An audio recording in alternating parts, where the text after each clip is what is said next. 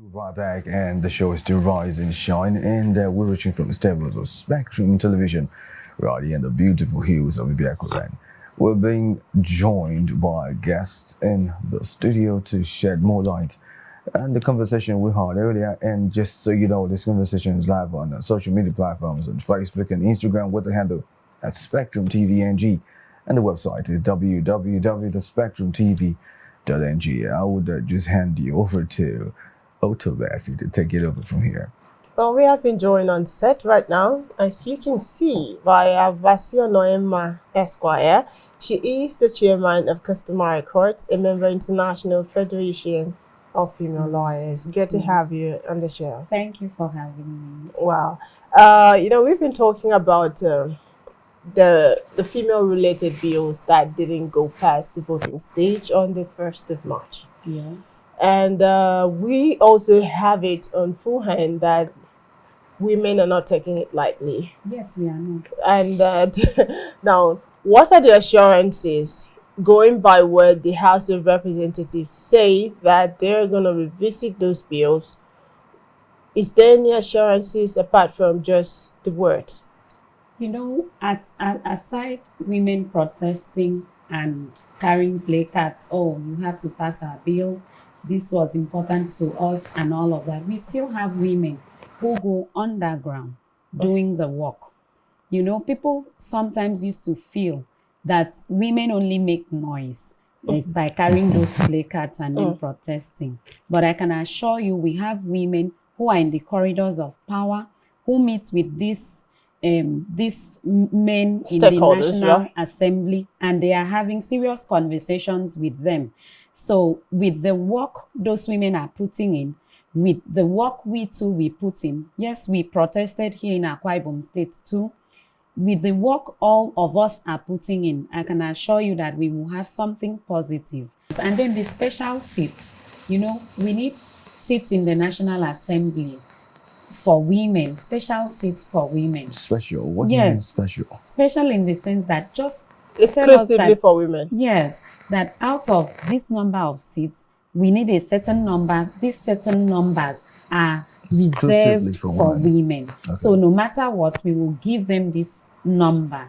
Okay. So I feel the special seats are very important to us. You know, when you have more women making decisions and making laws, you will find out that when things that have to do with women get to the National Assembly, it won't just be thrown away into the garbage, because it will matter to those women. Now, so, at the National Assembly, there is a procedure, like you said. You need a certain percentage of the lawmakers to vote on a particular bill before it is passed.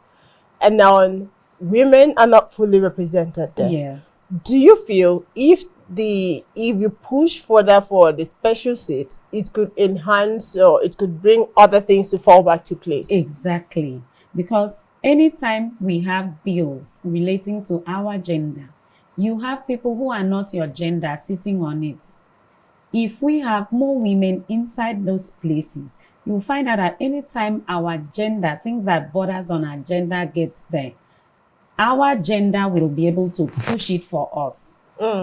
Better than how we have male champions. We have men who champion the causes of women. But, you know, there is a certain extent to which someone can help you. And there is a certain extent to which you can help yourself. If you are there personally, it's different than our male champions, you know, the male champions who champion the causes of women. There's an extent they can go. They'll just be like, okay, I've done my best. You know, I did this, I'm done. But when it is our gender, we'll push it harder. Now, so let me be specific about your gender. Okay. Yes. How prepared? No, your gender for now. Let's talk about your gender.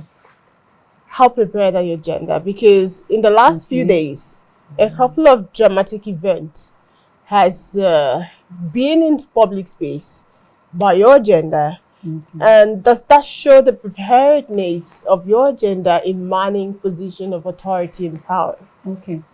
When we are talking about gender equality, it entails a lot. The same eyes you look at a man when he when he commits an act should be the same eyes you look at a woman when she commits an act. That's equality. We've had men fight over the years. We can't even list instances where men have fought politically in Nigeria. It's even all over the world. It's so many instances. Nobody judges them based on that. So don't judge the women. We're not judge of a certain, just two women had a clash, and people may want to generalize it to other women. That's wrong.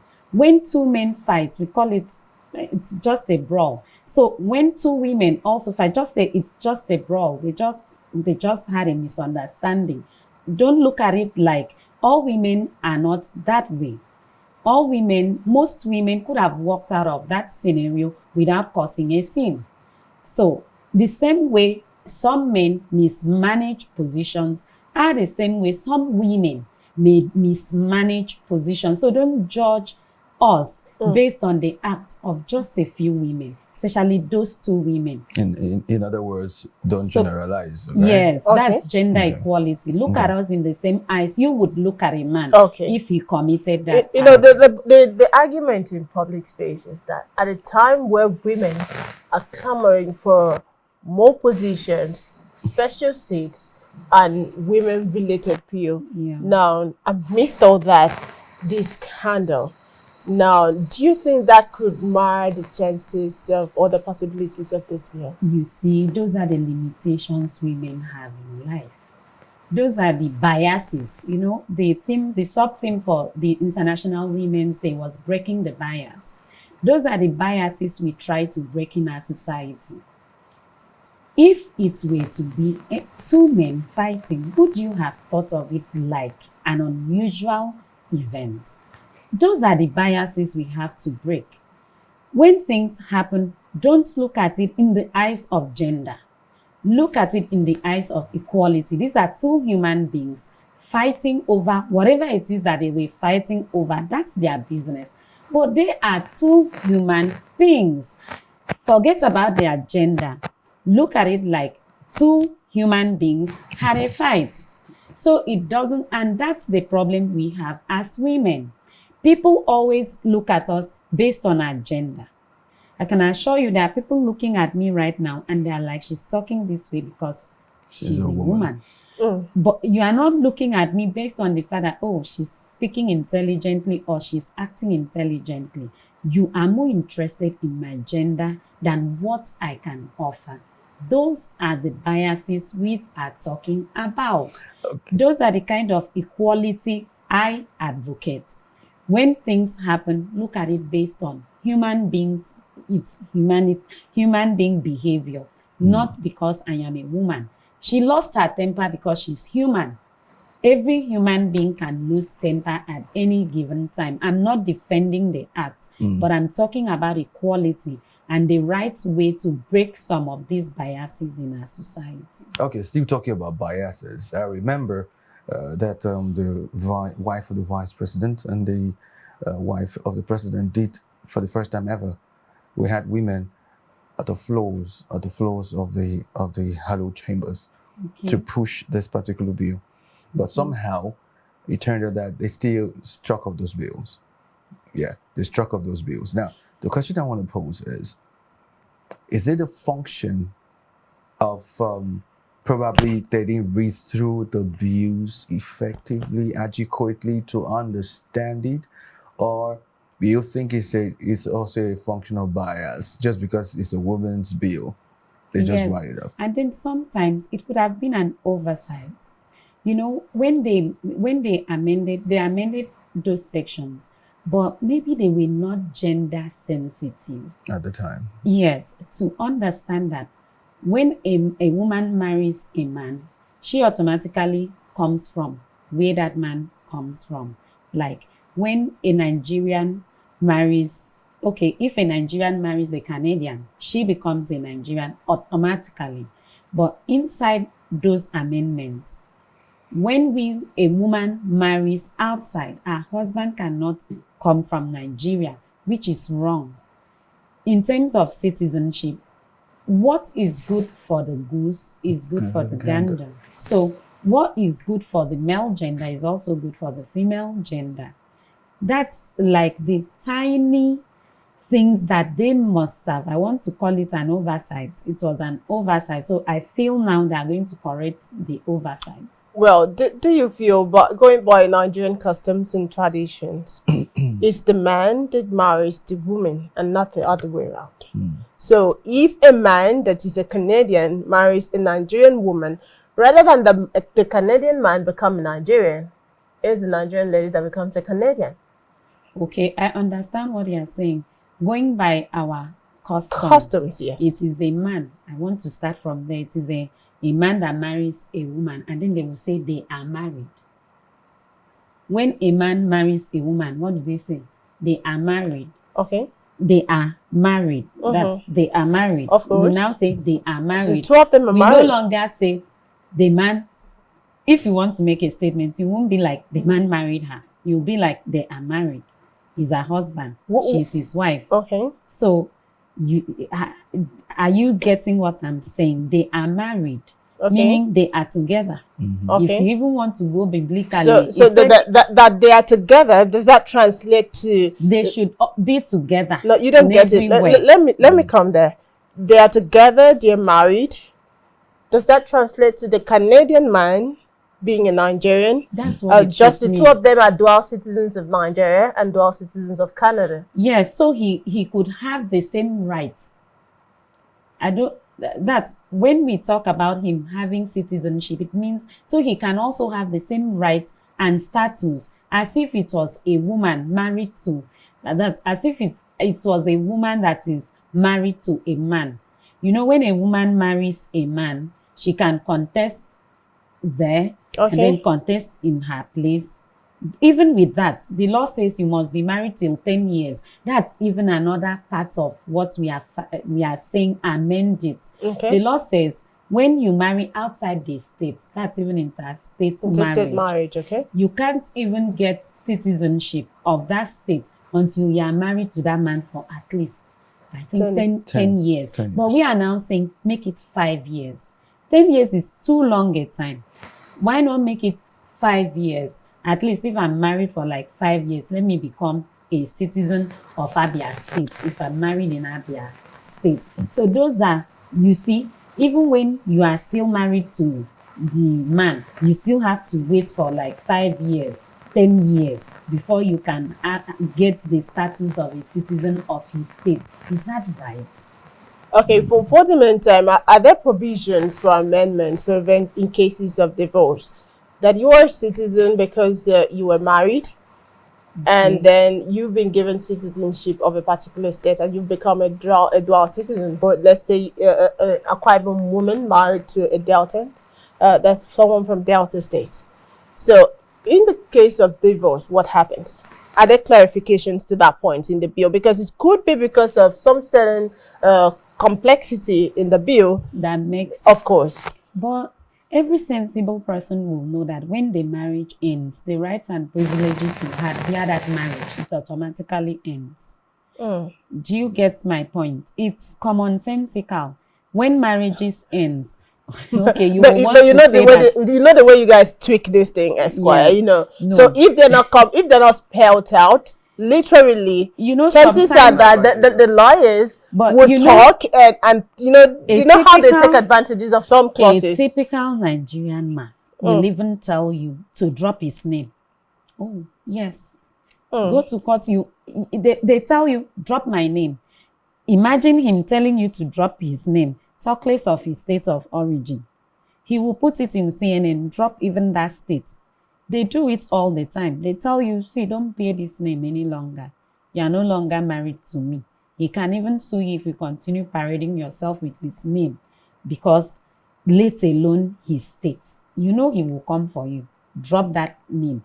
Drop my state. So I don't even think there will be issues if there is divorce, because the same way men used to say, drop my name, I am certain they will say, drop my state of origin. That means it's not spelled out. It's left for the man to decide. Yes. It's not spelled out. Okay, it won't be spelled out. I don't think it's necessary. Let's talk a little more about this state of origin thing, especially when it comes to the women. Yes, it's important. A woman marries from Delta State. Let's use Delta, like she brought up as a case study. A woman from Kwabo marries a man who's from Delta State, yeah? And somehow they've been in this marriage for a while, and then she wants to vie for a political position. She wants to get into politics. She goes to where she is from, her local government or regional local government in Kwabo State, and says she wants to represent the people. And they tell her, you've been married out. Go to where you're married into and do what you want to do there. And she goes there. They don't still recognize her, so to speak. Is there anything in the customary law that could protect the woman or otherwise? You see, sometimes when people make agitations and they clamor for things, when I talk about the rights of women, I oftentimes say that those rights were already provided for in the Constitution. The problem is enforceability. Assuming I want to contest in this place and you are dribbling me, I know where to go to. Right to freedom from discrimination. Don't discriminate me based on marriage. Don't discriminate me based on any circumstance. And right to freedom from discrimination is a fundamental human right. Yeah. It's very simple.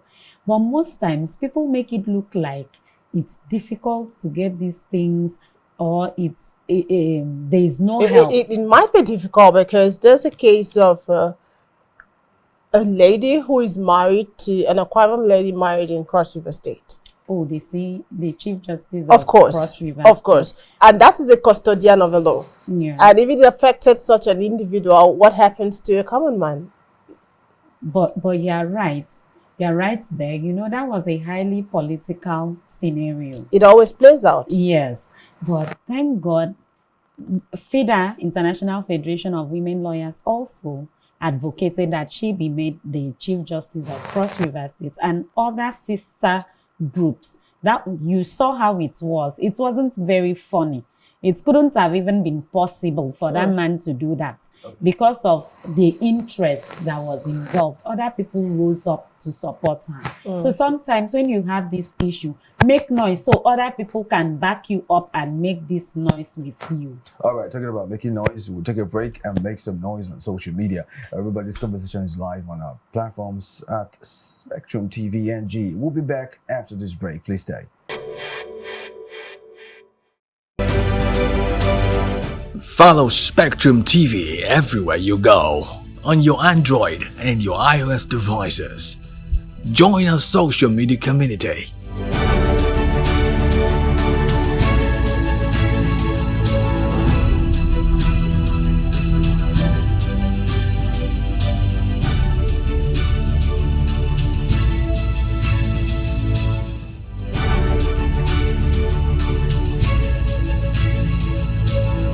Like us, follow us, share, comment on our post, and let's get interactive.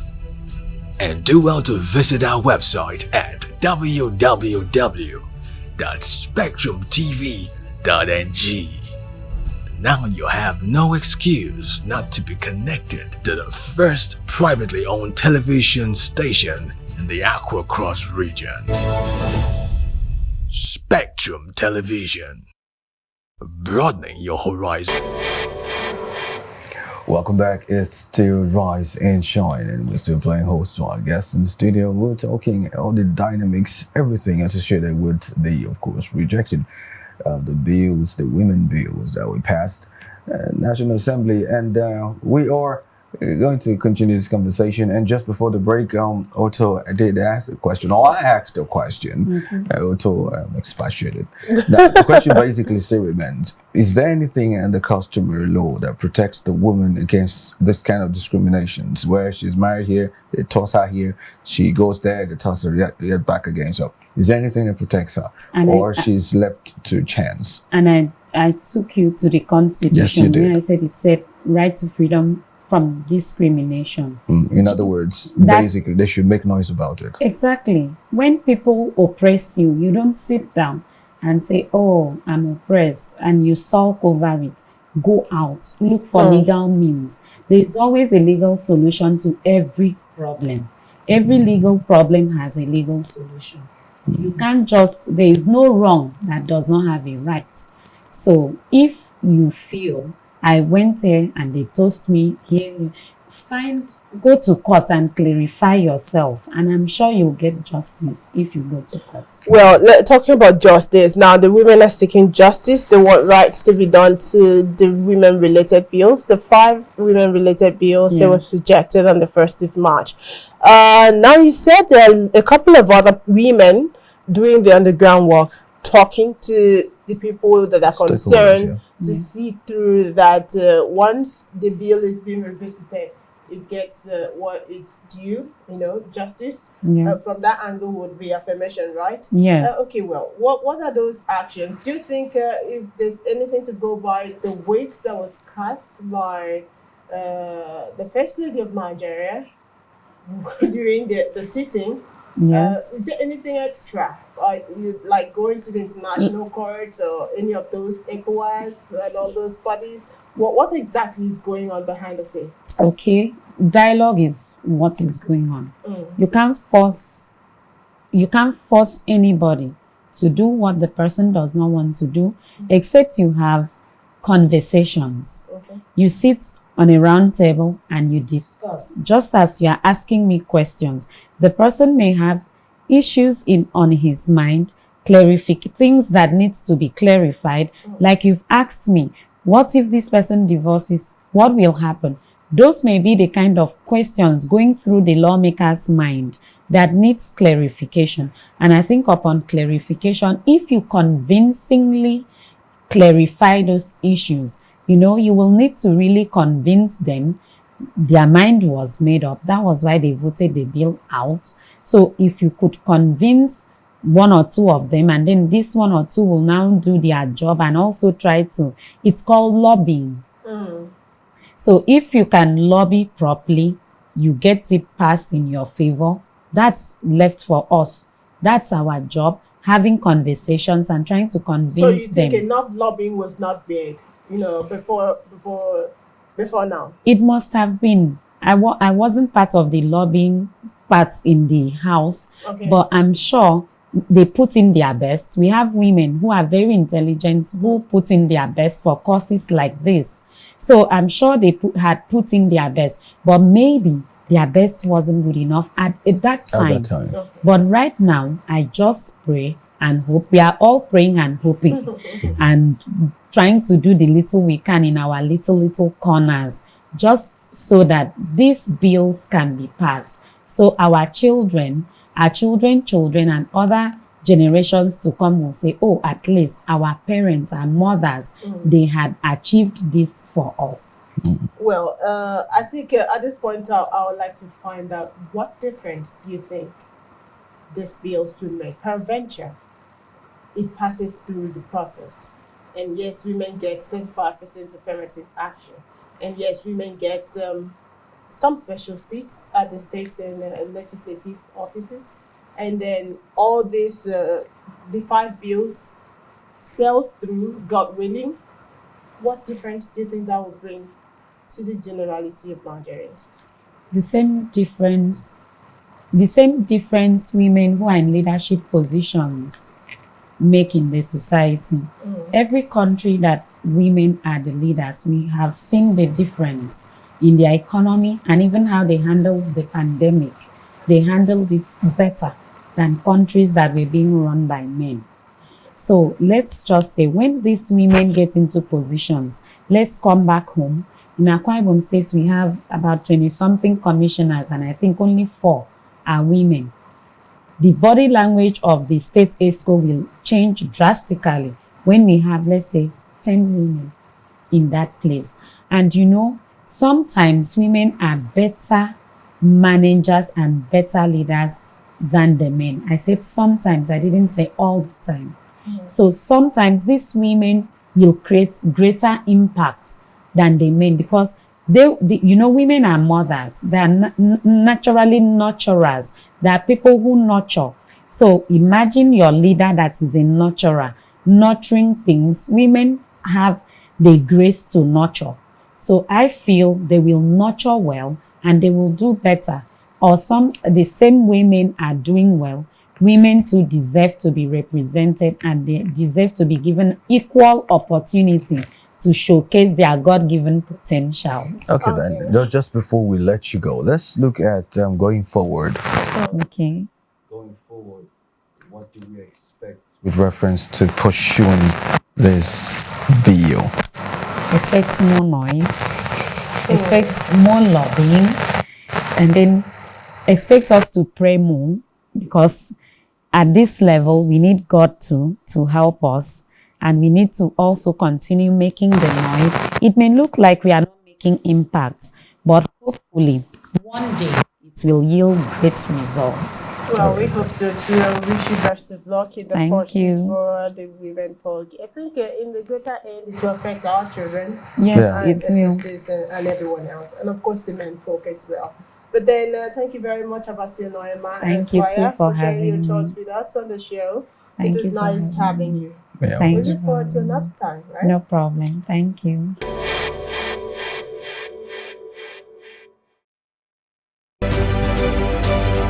Follow Spectrum TV everywhere you go, on your Android and your iOS devices. Join our social media community.